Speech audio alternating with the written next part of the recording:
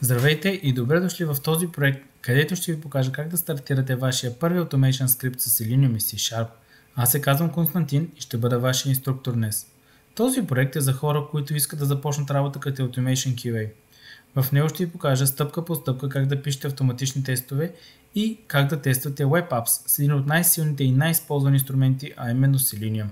Selenium се използва да автоматизира браузъри и всеки един ап, който работи на браузър, може да се автоматизира с него.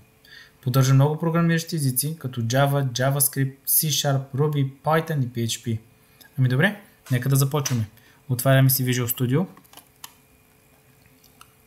и след това създаваме нов проект. Търсиме NUnit Test Project. Трябва да се уверим, че проектът, който избираме, е за C#. Тук си го кръщаваме, аз ще си го кръстя Automation Tests.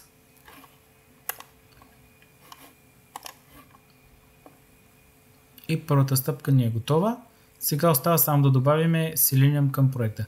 Имайте предвид, че всеки път, когато създавате такъв проект, трябва да добавите Selenium, иначе Visual Studio няма как да знае, че това е нещо, което искате.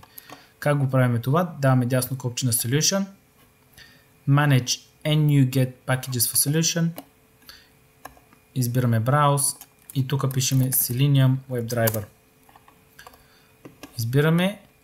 Избираме отметките тук към проекта и даваме Install.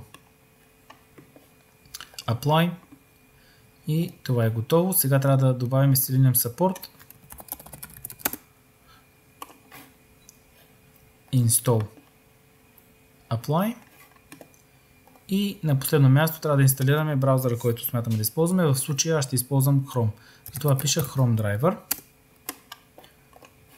Install. Apply. И проектът е готов. Ами добре, благодаря ви много. Ще се видим в следващото видео, където ще ви покажа вече как да направите първия си тест. До след малко.